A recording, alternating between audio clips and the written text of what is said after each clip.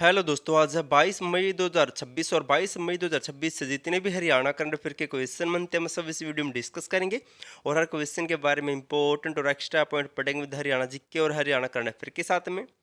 Last video मैंने आपसे question पूछा था, हरियाणा के किस जिले के अशोक सिंघल ने असम राज्य की डेकियाजुली विधानसभा सीट से जीत हासिल की है। तो हाल ही में दोस्तों हरियाणा के अशोक सिंघल असम राज्य के डेकियाजुली विधानसभा से तीसरी बार विधायक बने हैं। और ये हरियाणा में कहाँ से बिलोंग करते हैं? तो इसका राइट आंसर होगा ऑप्शन सी, भिवानी जिले के नेकीपुर गांव के रहने वाले हैं अशोक सिंघल, जो हाल ही में असम में विधायक बने हैं। अब आज वाली हरियाणा करंट अफेयर डिस्कस कर लेते हैं। क्वेश्चन नंबर 1 है, प्रथम माता मनसा देवी ट्रॉफी लड़के और लड़कियों का संयुक्त north zone under 14 20 cricket tournament का आयोजन कहां पर किया गया है? तो पहली बार दोस्तों माता मनसा देवी क्रिकेट ट्रॉफी का आयोजन कहां पर हुआ है? तो इसका राइट आंसर होगा ऑप्शन सी, ए और बी दोनों। पंचकुला और चंडीगढ़ में पहली बार माता मनसा देवी क्रिकेट ट्रॉफी का आयोजन किया गया है। हरियाणा स्पोर्ट्स वेलफेयर एसोसिएशन द्वारा प्रथम माता मनसा देवी क्रिकेट ट्रॉफी 2026 का आयोजन किया गया है 18 मई से लेकर 27 मई 2026 तक। इसका आयोजन चंडीगढ़ क्रिकेट ग्राउंड और ताऊ देवीलाल क्रिकेट स्टेडियम पंचकुला में किया गया। नोट कर लेना दोनों का नाम। अब इनसे मिलते जुलते कुछ और पॉइंट जान लेते हैं। जैसे हाल ही में हरियाणा की सानिया नेहवाल को खेलों में उत्कृष्ट योगदान के लिए वर्ष 2026 में भव्य भारत भूषण पुरस्कार से सम्मानित किया गया था। मोस्ट इम्पोर्टेंट है। हरियाणा खेल संस्थान कहाँ पर है? पंचकुला जिले में है। खेलो इंडिया राज्य उत्कृष्टता केंद्र कहाँ पर है? ये भी पंचकुला जिले में है। वर्तमान में हरियाणा के खेल मंत्री कौन है? तो गौरव गौतम सिंह हरियाणा में वर्तमान में खेल मंत्री है।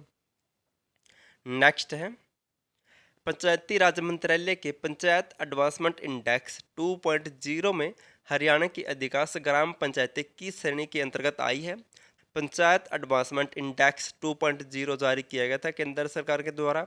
और इस इंडेक्स में हरियाणा की अधिकतर ग्राम पंचायतें option B performer grade B या फिर एस्पिरेंट ग्रेड सी में शामिल हुई है। हरियाणा की अधिकतर ग्राम पंचायतें पंचायती राज मंत्रालय के पंचायत एडवांसमेंट इंडेक्स 2.0 में हरियाणा की अधिकांश ग्राम पंचायतें परफॉर्मर ग्रेड बी या एस्पिरेंट ग्रेड सी की श्रेणियों में आई है। और इसी इंडेक्स में राष्ट्रीय स्तर पर पहले स्थान पर फ्रंट रनर में कौन रहा है? तो श्रेणी ए में रहा त्रिपुरा। भी नोट कर लेना है, नेशनल करंट अफेयर का क्वेश्चन बनता है। और दोस्तों पिछले साल पंचायत एडवांसमेंट इंडेक्स 2025 जारी किया गया था। इसमें पनपत जिले की गांव संजौली को इस इंडेक्स में देश में 9वां स्थान जबकि हरियाणा में पहला स्थान मिला था। और अब ये 2.0 इंडेक्स जारी हुआ है। इसमें हरियाणा को दोस्तों ग्रेड बी और ग्रेड सी में रखा गया है। नेक्स्ट है, हाल ही में हरियाणा सरकार ने अपनी किस प्रमुख योजना के दायरे को बढ़ाते हुए उसमें मधुमक्खी पालन को भी शामिल करने की घोषणा की है? तो मधुमक्खी पालन को हरियाणा की किस योजना में शामिल किया जाएगा? तो इसका राइट आंसर होगा ऑप्शन बी, मुख्यमंत्री बागवानी बीमा योजना में अब मधुमक्खी पालन को भी शामिल किया जाएगा। मोस्ट इंपोर्टेंट क्वेश्चन है ये। तो हरियाणा सरकार ने मधुमक्खी पालन को मुख्यमंत्री बागवानी बीमा योजना में शामिल करने की घोषणा की है। मोस्ट इंपोर्टेंट है दोस्तों, पिछले एग्जाम में इस योजना से क्वेश्चन बना था, आगे भी बनेगा। तो हाल ही में मधुमक्खी पालन को दोस्तों मुख्यमंत्री बागवानी बीमा योजना में शामिल कर लिया है। और कुछ टाइम पहले हरियाणा सरकार ने मधुमक्खी पालन को बावंतर भरपाई योजना में भी शामिल किया था। भी मोस्ट इंपोर्टेंट है। हरियाणा राज्य ने वर्ष 2030 तक शहद उत्पादन को 3 गुना करने का लक्ष्य रखा है। हरियाणा मधुमक्खी पालन नीति 2021 को तैयार करने वाला देश का पहला राज्य बना है। हरियाणा में राष्ट्रीय मधुमक्खी पालन व शहद मिशन की शुरुआत 2020 में हुई थी। ये क्वेश्चन तो कई बार पूछा जा चुका है। और हरियाणा में हरियाणा शहद का सेंटर कहाँ पर है? तो दोस्तों कुरुक्षेत्र के रामनगर में ही ये। नेक्स्ट है, हरियाणा राज्य में किसके द्वारा श्रम मित्र ऐप का शुभारंभ किया गया है? तो हाल ही में दोस्तों हरियाणा में श्रम मित्र ऐप का शुभारंभ किसके द्वारा किया गया है?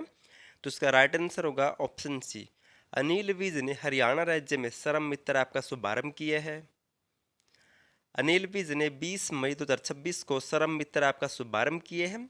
श्रम मित्र ऐप का मुख्य उद्देश्य श्रमिकों को और काम देने वालों को एक डिजिटल प्लेटफॉर्म पर जोड़ना है। इसका लक्ष्य पारंपरिक लेबर चौक व्यवस्था को खत्म कर श्रमिकों को घर बैठे रोजगार प्राप्त करने में मदद करना, बिचौलियों को कम करना और कार्य प्रक्रिया में पूरी पारदर्शिता लाना है। यह ऐप 3 भाषाओं हिंदी, अंग्रेजी और पंजाबी में संचालित की जाएगी। अगर आपको दोस्तों सीधे देसी भाषा में समझाऊँ, इसका लक्ष्य पता है क्या है या इसका उद्देश्य क्या है?